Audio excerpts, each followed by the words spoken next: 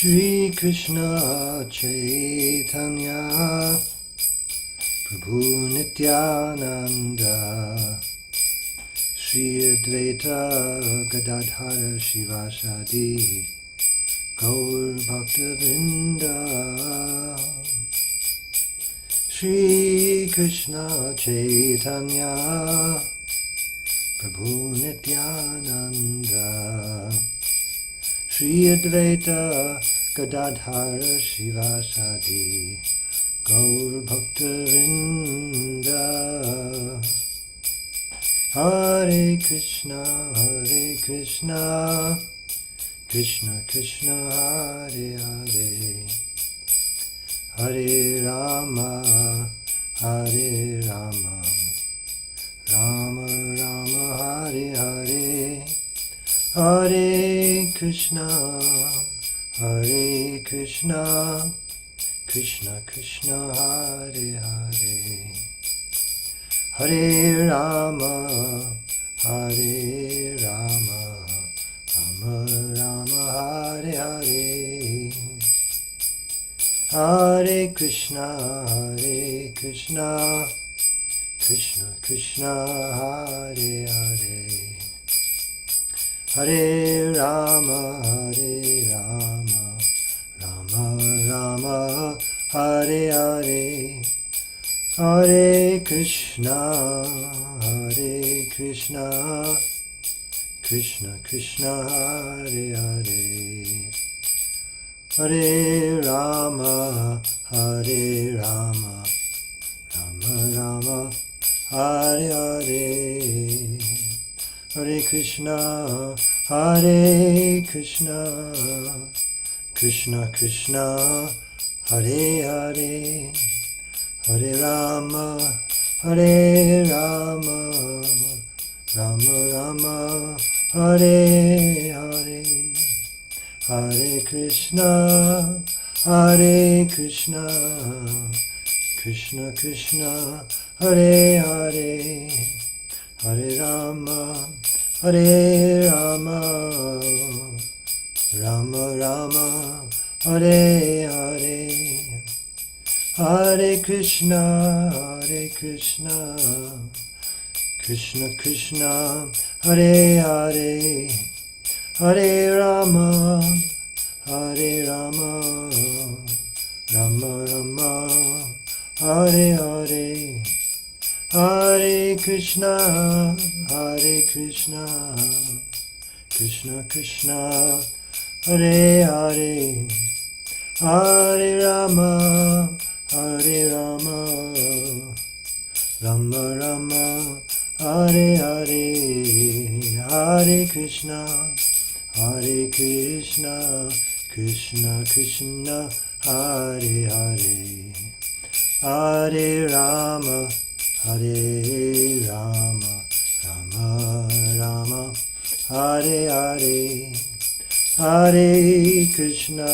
Hare Krishna Krishna Krishna Hare Hare Hare Rama Rama Rama Hare Hare Jayam Vishnupad Paramahansa Puri Rajakacharya Ashtotar Satashri Srimad A.C. Bhaktivedanta Swami Prabhupada Ki Jai Ananta Koti Vaishnava Vrinda Ki Jai Namacharya Haridas Thakur Ki Jai Prem Sekaho Shri Krishna Chaitanya Prabhu Nityananda Shri Advaita Gadadhar Shivasari Gaur Bhaktivinoda Ki Jai Shri Radha Krishna Gopa Gopinath Shama Kunda Radha Kunda Giri Govardhan Ki Jai Shri Vrindavan Dham Ki Jai Shri Navadvip Mayapur Dham Ki Jai Ganga Mayi Ki Jai Jamuna Mayi Ki Jai Bhakti Devi Ki Jai Tulsi Devi Ki Jai Samaveta Bhaktivinoda Ki Jai. All glories to the assembled devotees. All glories to the assembled devotees. All glories to the assembled devotees. Gaur Premanande Hari Hari Bol. Hare Krishna, and welcome everyone for Srimad Bhagavatam with His Holiness Jayadvaita Swami. It is Monday, January 20th, 2025 in New York. And today we're picking up with Srimad Bhagavatam, 4th canto, chapter, what's our chapter number? Chapter 9. Dhruva Maharaj returns home, starting today with text number 16. So glad you could join us, Maharaj. I know you're traveling heavily. Not yet. Tomorrow. Okay, Jai. Om Namo Bhagavate Vasudevaya. Om Namo Bhagavate Vasudevaya. Om Namo Bhagavate Vasudevaya.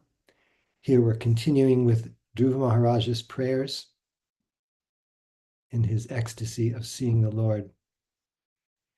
Yasmin virudha gatayo hyanishang patanti vidyadayo vividha shaktaya anupurvyat tad brahman vishva bhavam ekamanantamadyam anandamatram avikaramahang prapadye.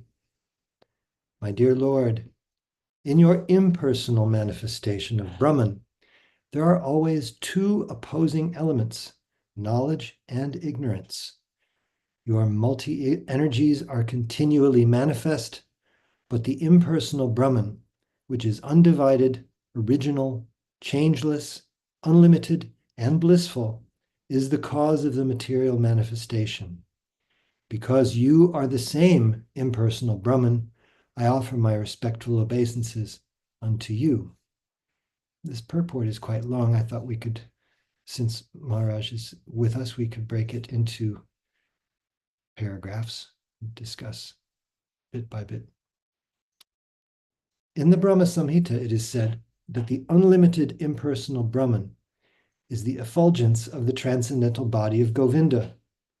In that unlimited effulgent aura of the Supreme Personality of Godhead, there are innumerable universes with innumerable planets of different categories.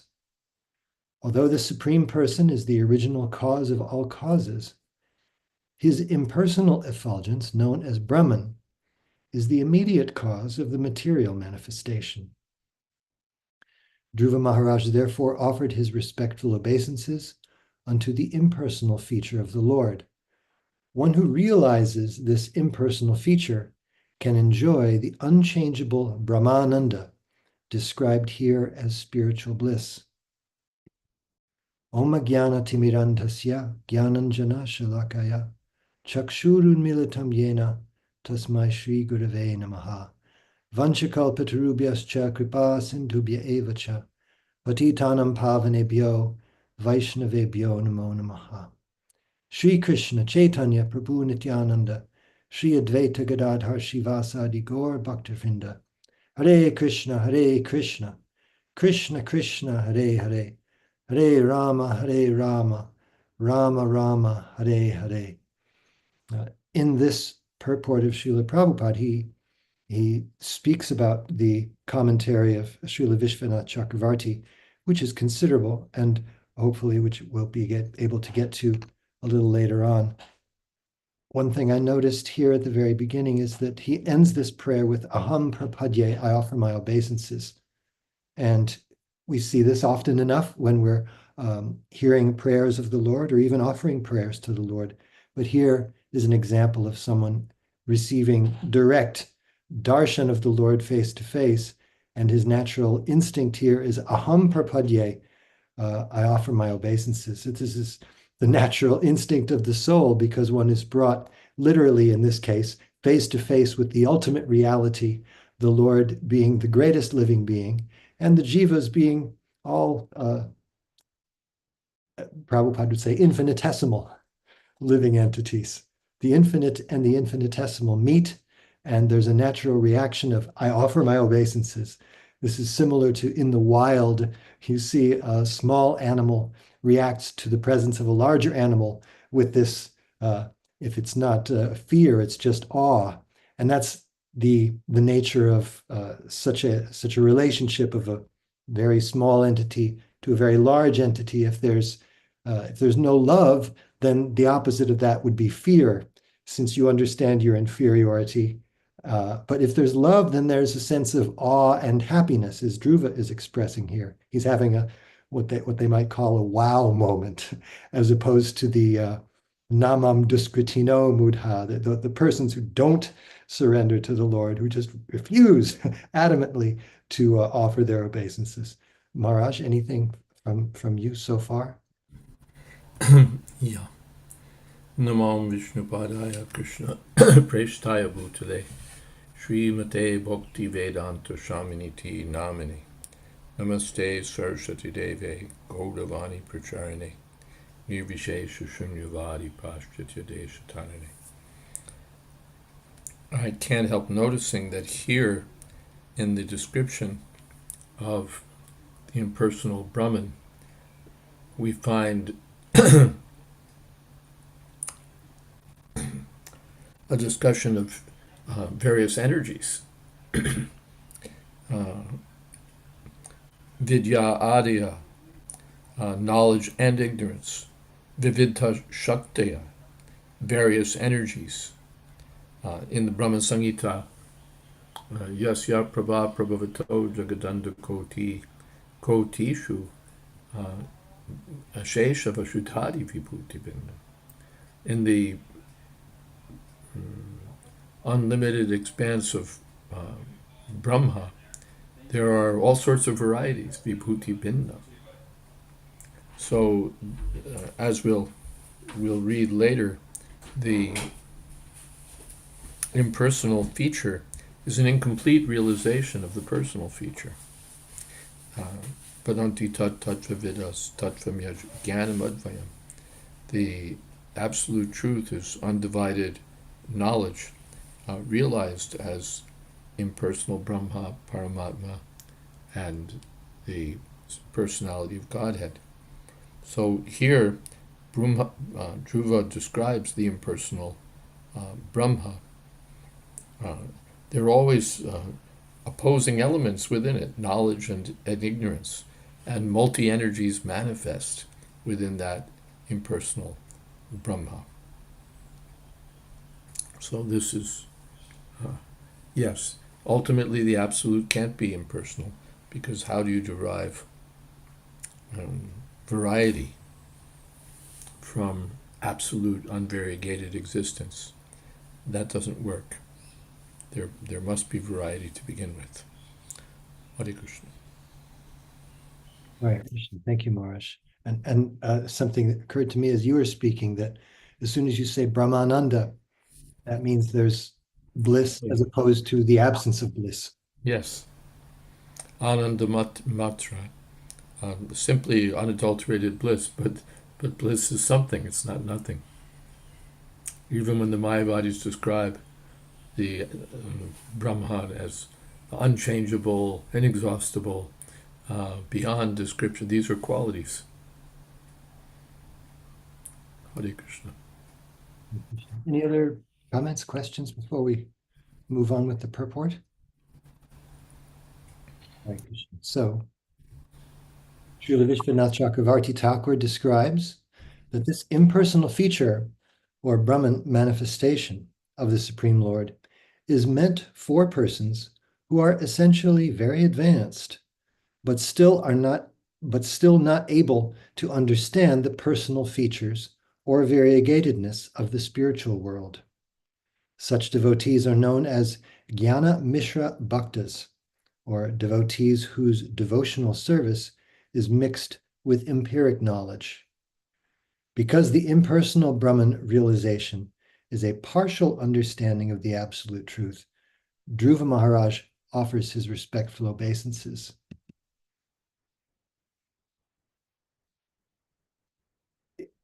Because the absolute, I was thinking here, Maharaj, that because the absolute truth contains everything, Dhruva Maharaj's revelation, you could say from the inside out, is that Brahman is Krishna, but not just theoretically. They're one and the same and one and different, since obviously personhood is distinct from impersonhood, but contains it, just as the power of government extends from the chief executive. And also it's it's similar to something that's in some of our experience, like a holographic image, that if you take one little part of it, it contains the whole image. So he's offering his respects to the Lord, one aspect of which is the Brahman, which Dhruva is realizing as parcel of his realization of the Lord. Anything from your side, Maharaj, on this part? Good points there. Dhruva is saying you're you are that Brahman. He's speaking to the personality of Godhead, and he says you're that Brahman. Prabhupada plays with that in Bhagavad Gita. One of the headline Mahavakyas, big slogans in the Vedas for the Mayavadis, is Tattvamasi, appears in the Upanishads, which means you are that. Soham asmi, I am the same as the absolute truth, and so you are identical with Brahman. By that, the Mayavadis conclude that there's no difference between me and the absolute truth. I'm God, and so on. But Prabhupada turns it around and says one attains perfection by saying to the Lord, you are that. Not that I'm that, but you are that. Tattvam, tat tvam asi. You are that absolute truth. So Dhruva Maharaj is addressing the personality of Godhead. And prapadyeta, prapadye, not just I offer obeisances, but I surrender. Prapadya, the root means to throw oneself flat, throw oneself down, as one does when one fully offers obeisances. So it's not just a formal offering of respect, but it's surrender. Hare Krishna. Hare Krishna. I was also thinking here, Maharaj, having spent some time looking at the Google Maps feature, that Brahman is like Krishna zoomed way out. You're seeing Krishna, but you're zoomed so far out that you don't see the distinctions within his form, as Srila Vishwanath describes in detail in his commentary. Yes. It's a nice example. And if you zoom close enough in, you'll see the trees and the everything. If you look at your house, you'll see the steps, the trees, the flower pot, everything. But if you zoom far enough out, practically you won't even see that there's a person there at all. Nice, very nice example. This is called Agyata Sukriti for Google. Somehow they get some credit by being used as an example in our classes sometimes. With all the Agyata Sukriti they can get. Yeah, it's the only kind of Sukriti I can think of that they get is Agyata Sukriti. Anyway, Hare Krishna. Hare Krishna. Moving on with the purport. It is said that this impersonal Brahman is the distant realization of the absolute truth. Although apparently Brahman seems to be devoid of energy, factually it has different energies working under the headings of knowledge and ignorance. On account of these different energies, there is continually a manifestation of vidya and avidya. Vidya and avidya are very nicely described in Ishopanishad. It is said there that sometimes, due to avidya, or a poor fund of knowledge, one accepts the absolute truth as ultimately impersonal. But in fact, the impersonal and personal realizations develop in proportion to the development of devotional service. The more we develop our devotional service, the more closely we approach the absolute truth, which, in the beginning, when we realize the absolute truth from a distant place, is manifest as impersonal.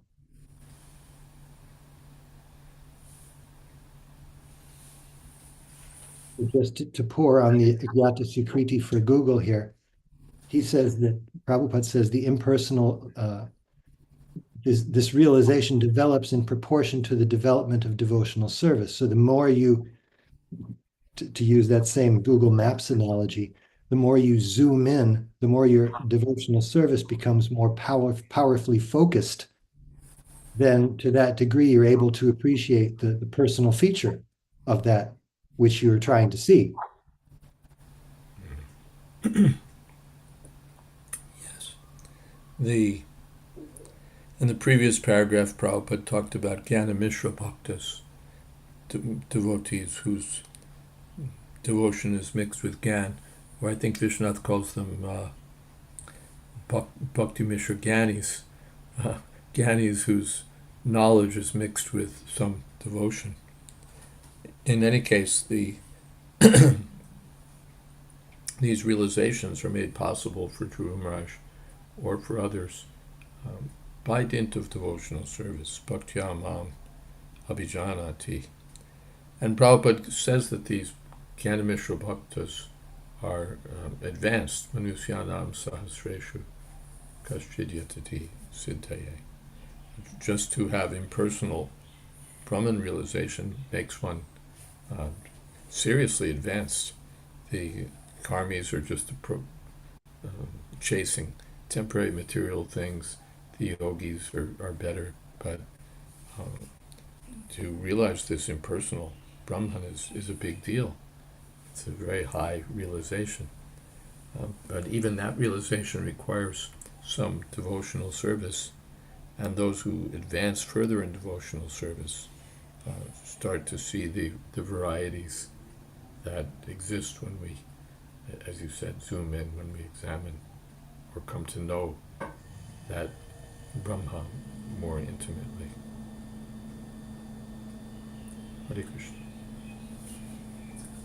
Yes, we have a question from Radhesha, or a comment. We'll see which. Question, yeah. I'm picturing this paragraph makes it feel like you're somewhere on the spectrum. The more you realize the personal feature, it means that your devotional service has expanded. And yet different people move at different speeds. You have, the four Kumaras, who it seemed like they had no personal conception, and then just in an instant they had everything. And so I'm trying to understand, how does one build up so much sukriti, or whatever you want to call it, that when they come in contact with devotional service, they're 100% there.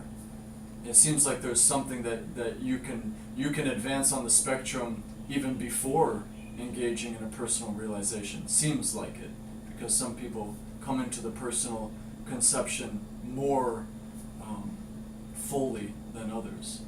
It's not a gradual. What was I thinking? Yesham tvantagatam papam jananam punyakarma. After many births of pious activities, one can understand these things. So the Gyanis, they don't just sit around, speculate, and read books, but they perform pious activities. They undergo serious austerity. They do all these things, and still they go slowly, because those methods are not direct devotional service. One really becomes supercharged in advancement when one meets a devotee. What is that? Mahat sevam dwaram ahur vimukte. If one is so fortunate as to meet and serve an advanced devotee, then he can be promoted to the head of the class. We see so many people who are just struggling with the material energy, struggling with, if they're little advanced, mental speculations. But the devotee gets a blissful life, and a life of knowledge even in the early stage, because devotional service is so much more powerful than mere Gyan. So Sukadev Goswami Kumars, how did they advance so quickly? By the touch of devotional service. Bhagavat Bhakti Yogata. Bhagavat touch from Vijnana Mukta Sangasya Jayati. Thank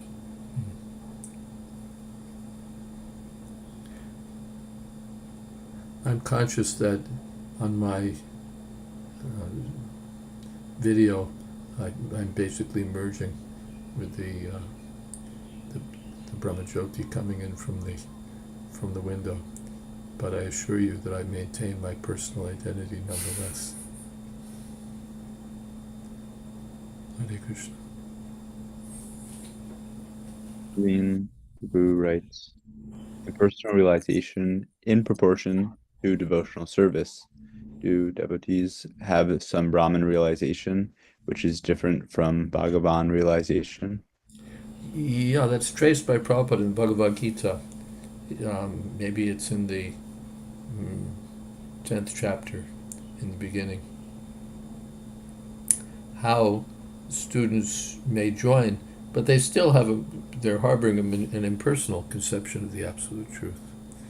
They hear about Bhagavan, they maybe even sign on to the program of devotional service, but still they're maintaining some impersonal idea, and that's called Jnana Mishra Bhakti. They're practicing devotional service, but it's hard to get rid of that impersonal idea. Prabhupada mentions that the verse is Klesho Dikhatarastesham Avyakta Sakta Chetasa. In explaining that verse, Prabhupada points out that the impersonal realization is not only problematic when you take it up, it's problematic further down the line because you remain attached to this impersonal idea. And we find that with so many people, this is their obstacle to devotional service. They just can't get over this idea that the Absolute can't be a person, the Absolute must be something impersonal. So, yes, Hare Krishna.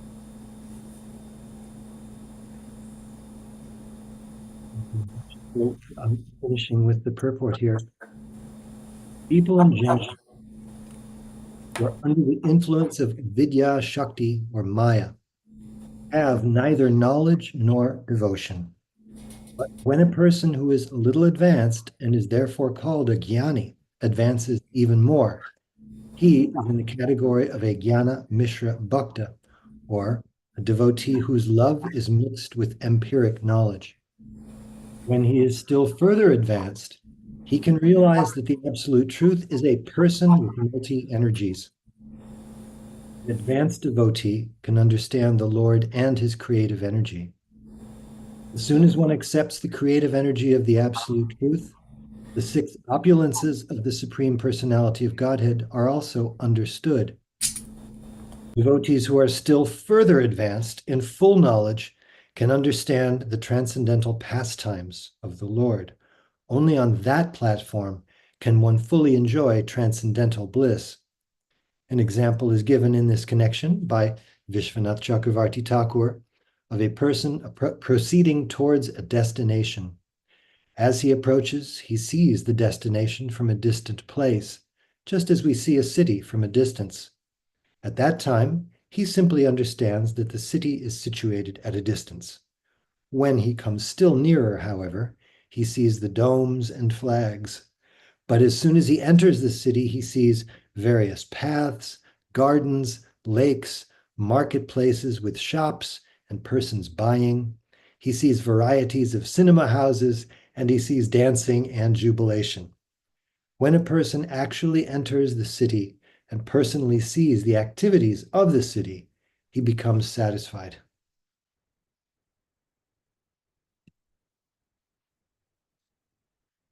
So, just as we were discussing before, how Dhruva Maharaj is able to appreciate this Brahman feature of the Lord because he's seeing from the inside out. He's seeing from the Krishna side because of his devotional service for the Lord has become mature and was very strong.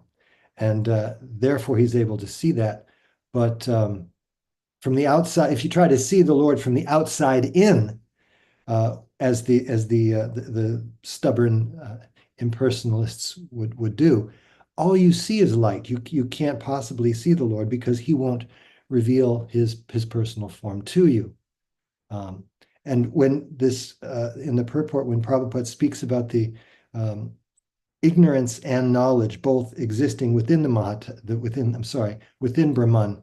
So it's also mentioned that Brahman is the cause of the whole material manifestation. So within that Mahatattva, that's an atmosphere where all beings are ignorant of Krishna and of their own identity.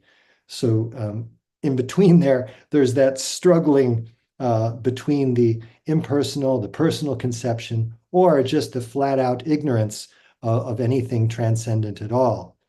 But then, as it is said here, when he is still further advanced, he can realize that the Absolute is a person with multi-energies. In other words, that person, the devotee who's on a progressive path, he can have the same wow moment as Dhruva, because the process is egalitarian, it's open to everyone. Anyone can have this realization if they're open to it.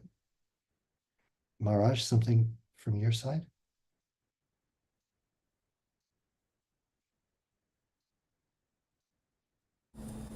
I don't know that I have more to add there.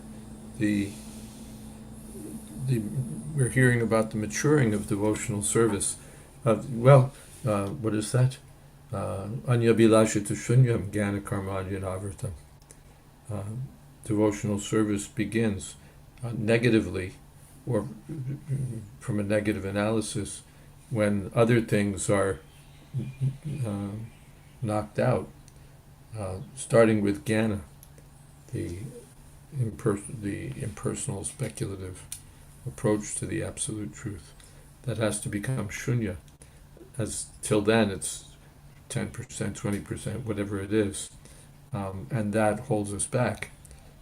But when one is 100% freed from jnana and karma, sense gratification and mental speculation, then he becomes, as Prabhupada said, qualified to realize the absolute truth in terms of his opulences, his form, his qualities, his pastimes, everything.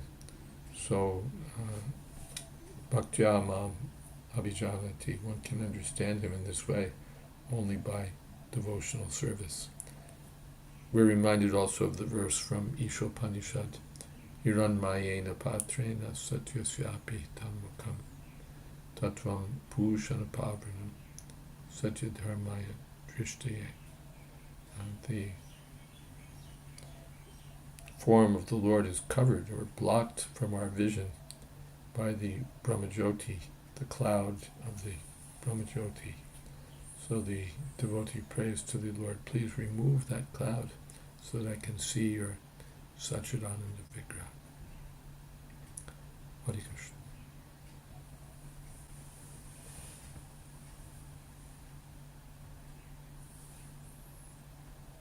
We have some. Krishna, Prabhu writes, what is the difference between mixed love for Krishna and pure love for Krishna? What's the difference between pure water and water with something mixed in it?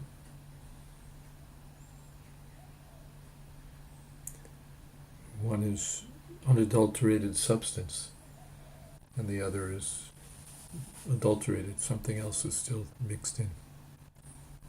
So you don't get the full appreciation of water till everything else is gone. You just have water.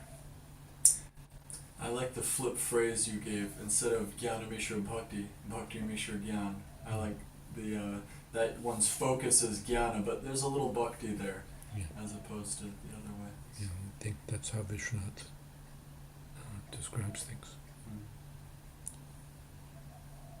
Radhesha Prabhu, we can hear you quite clearly. Do you have Srila Vishwanath's commentary there, and would you care to read it?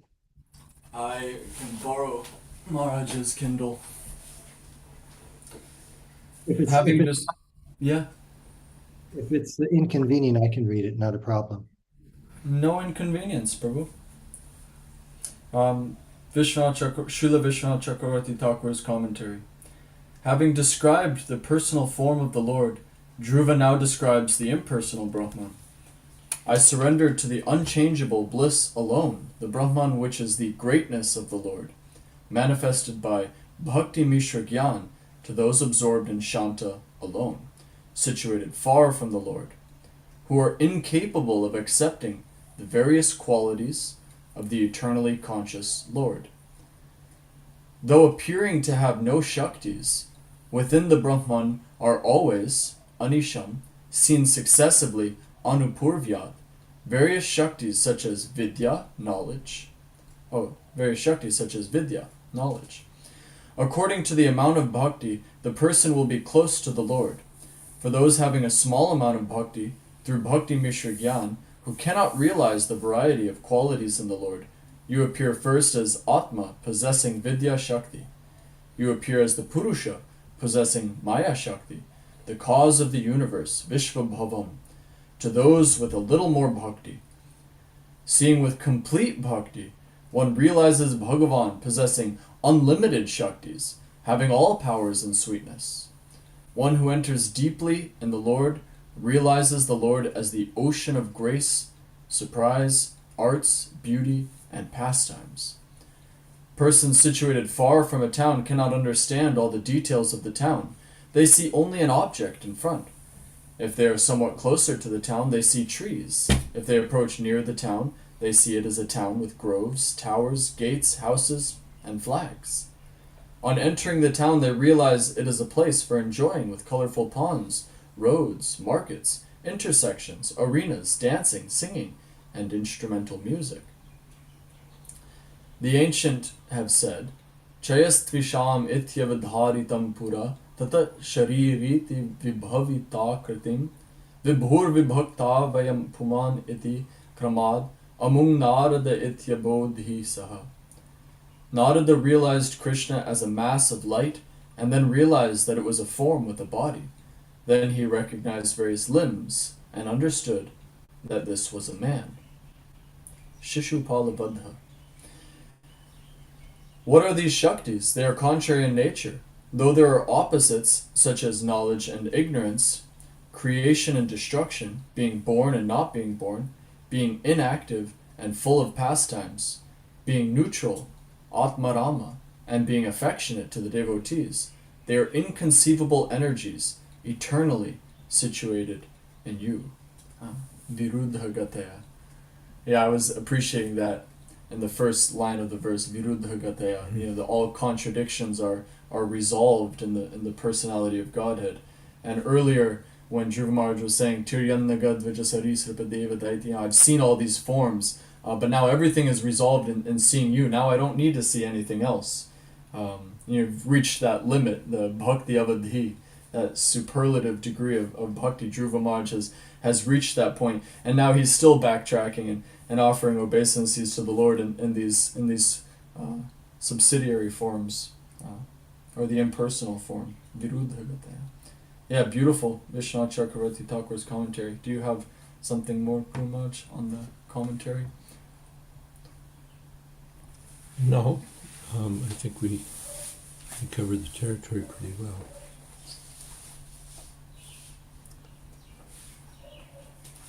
Hare Krishna. Saraswati Mataji writes, Pranams Param Puja Maharaj and all the Vaishnavas. Dhruva is already glorifying the personal features of the Lord, Bhagavan, which includes the impersonal Paramatma features. So why is he focusing on the impersonal feature? I mean, we are told that to water the roots includes providing nutrition to all other parts of the plant. We don't need to separately water other parts.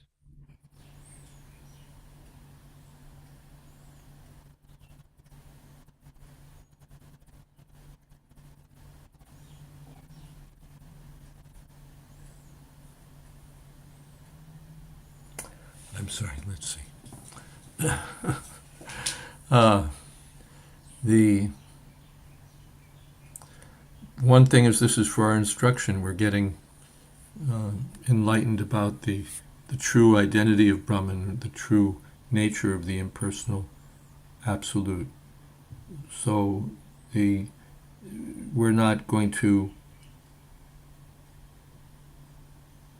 dedicate ourselves to the impersonal Brahma, but when we dedicate ourselves to the personality of Godhead, we can understand from these verses that the impersonal feature is also included. Also, it's mentioned that the impersonal Brahman is like represents the greatness of the absolute truth. So that's remembered, that as one is progressing in devotional service, that Krishna is great, because among other things he includes this enormously, or which we say he's identical with this impersonal, limitless force worshipped by the Gyanis. So if the Gyani wants to advance, you can't just say, well, don't think of the impersonal Brahman. One has to see what is the connection, the link, the relationship between the impersonal Brahman and the personality of Godhead. So that's shown here. Hope that's all right.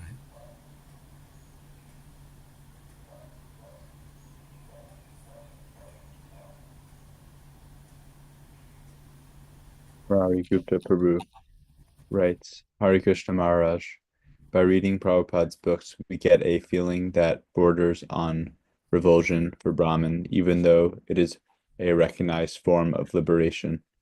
Will we have to turn down the opportunity to merge before we can return to Krishna? And Prabhupada is preparing us for that moment, like with the heavenly planets, which we dismiss so completely that we don't even bother investigating what is available there. Yeah, he wants to disabuse us of this attachment or this notion that the absolute truth is ultimately formless, nameless, and so on.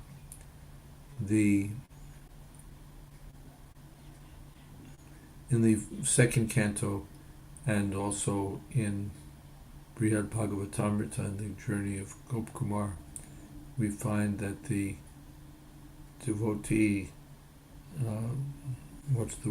travels through the material planets, travels through the impersonal Brahman. In the Brihad Bhagavatamrita, as Dhruva Maharaj is reaching Vaikuntha, just before then he's attracted by the impersonal effulgence of the Lord, and really is, within a few millimeters of merging. He's almost ready to just let go and surrender to that all-attractive effulgence of the Lord, and he narrowly escapes being captured by the Brahmajyoti. So yes, that's one of the barriers that one has to pass, or one of the filters, for, if you want, because Vijay Krishna asked about pure devotion and pure and mixed devotion. So to go back to the Vaikuntha sky, one has to have pure devotion, which means filtering out everything else. If you want pure water, you have to filter out all the junk, or else you have to get pure water from a pure source. So the devotee does both. He gets a pure message of Godhead from the spiritual master or pure devotee, and by the force of that message also he filters out or loses interest in jnana, karma, adi.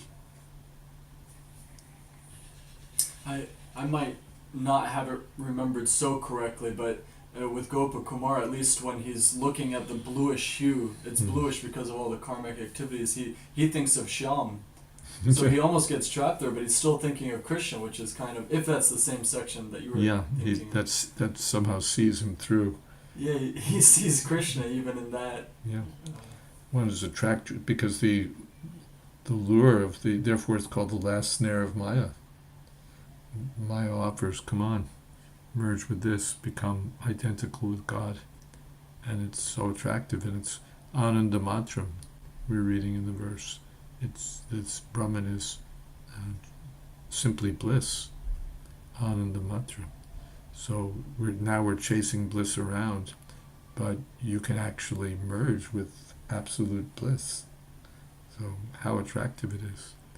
But for the devotee, Kaivalyam Narakayate, he has such a superior source of pleasure that he considers the pleasure of Brahman to be like the water in the hoofprint of a calf compared to the ocean of transcendental bliss and devotional service.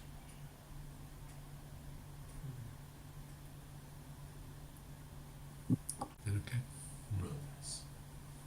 Thank you, Manish. I think we can move on to our next verse, and if Radhesha Prabhu is able to read, we'd love to hear from you. It's been an awfully long time. I'm so grateful that I got to slip in, and now I get to read the final prayer of Dhruva Maharaj. So this is the concluding verse in his prayers. Satyashasho hi bhagavang stavapada padma asis tatanu bhajata purushartha murti apyeva marya bhagavan paripati dinan vashreva vatsakam anugraha katarosman. My Lord, O Supreme Lord, you are the supreme personified form of all benediction. Therefore, for one who abides in your devotional service with no other desire, worshipping your lotus feet is better than becoming king or lording it over a kingdom. That is the benediction of worshipping your lotus feet. To ignorant devotees like me, you are the causelessly merciful maintainer, just like a cow who takes care of the newly born calf by supplying milk and giving it protection from attack. Dhruva Maharaj was cognizant of the defective nature of his own devotional service. Pure devotional service is without material form and is not covered by mental speculation or fruitive activities. Pure devotional service is therefore called ahaituki, unmotivated. Dhruva Maharaj knew that he had come to worship the Lord in devotional service with a motive, to get the kingdom of his Father. Such an adulterated devotee can never see the Supreme Personality of Godhead face to face.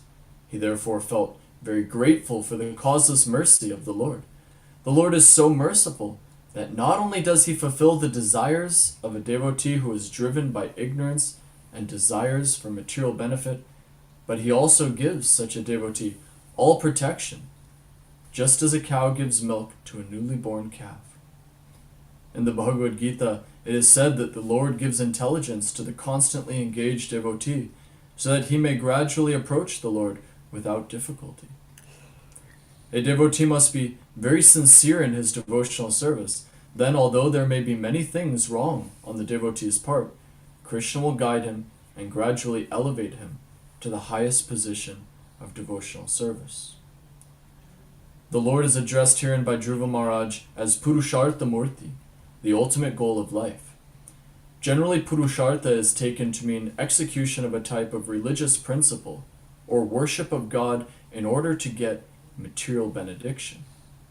Prayers for material benediction are intended for satisfying the senses, and when one is frustrated and cannot fully satisfy the senses, in spite of all endeavor, he desires liberation, or freedom from material existence. These activities are generally called Purushartha. But actually the ultimate goal is to understand the Supreme Personality of Godhead. This is called Panchama Purushartha, the ultimate goal of life. Lord Chaitanya therefore taught us not to ask from the Supreme Personality any benediction, such as material wealth, popularity, or a good wife. One should simply pray to the Lord to be constantly engaged in his transcendental loving service.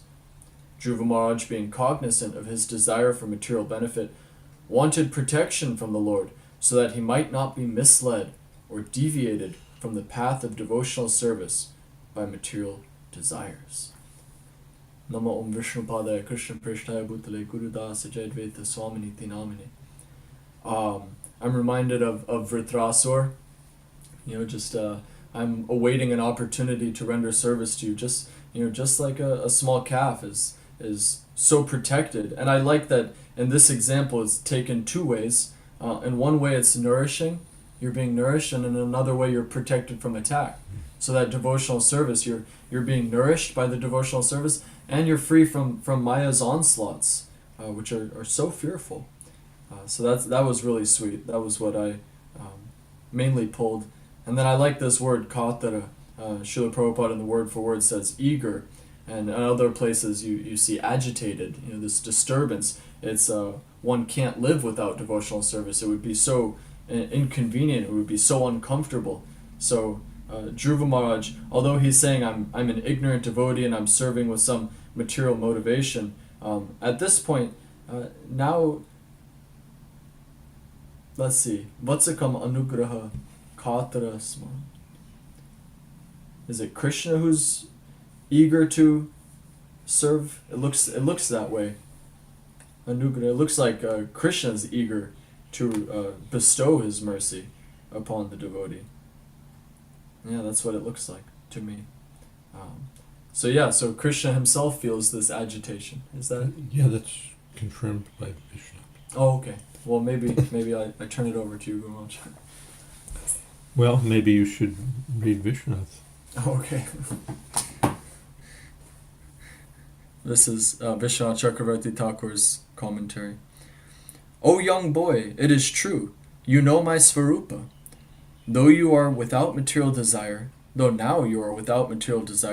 I will give you the result that you previously were determined to achieve. That's also interesting in the verse. Dhruva Maharaj is kind of hinting at, worshipping your lotus feet is better than becoming a king or lording it over a kingdom. He said, please don't give me that anymore. But you were determined to achieve it, so please take it. Describing his ignorance, Dhruva prays for the sweetness of prema in this verse. O Lord, your lotus feet are the highest blessing, Ashi, the supreme result, more than acquisition of a kingdom, Ashisha. For whom are you the highest blessing? For whom are you the highest blessing? You are the personification of the Purusharthas for those who worship you without material desires. But the Lord maintains even wretched persons, Dinan, like us who worship you with desires, by giving a little sweetness of your lotus feet obtained by worship without desire. What is the reason? You are eager to give mercy. Thank you much. There it is, Katra. You are eager to give mercy. The Lord thinks, because he is a young boy, even though he does not know pure bhakti to me, I will give him a taste of pure bhakti's result, my sweetness. The Lord is like a cow, Vasha, who makes the ignorant calf drink milk, even though the calf does not serve the cow, and who protects the calf from wild animals like wolves. Similarly, the Lord should let me have a taste of the sweetness of bhakti at his lotus feet, and protect me from the obstacles to bhakti in the form of material desires. So there is this eagerness that Krishna is eager to have. Therefore, patra pushpam palam toya ashnami. It's like you offer me even a little leaf or water, fruit. Patram pushpam, flower, fruit, a leaf, water. Bhaktya, with a little devotion. I accept it. I'll eat it. So he's so keen. Also, it's indicated here, at least hinted, that the Lord had special affection for Dhruva because he was a young boy, a child. Everyone has natural affection for young kids. So Krishna, as Nrsingadev favored Prahlad Maharaj, Krishna here favors Dhruva Maharaj.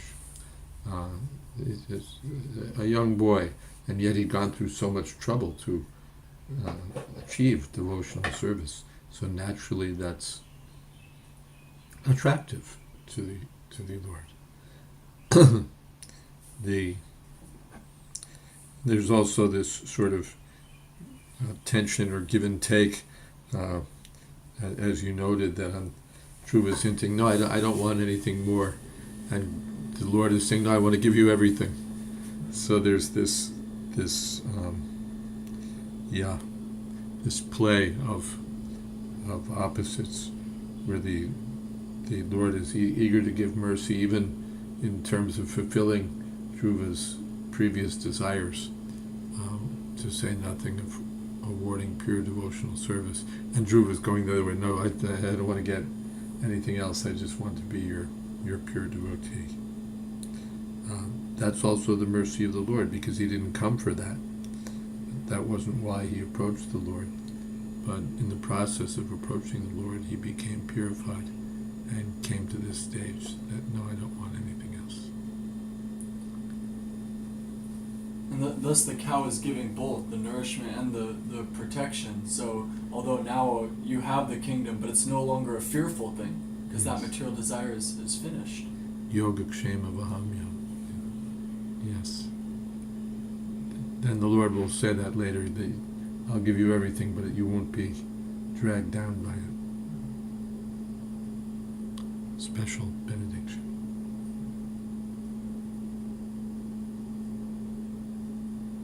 Thank you, Maharaj. Thank you.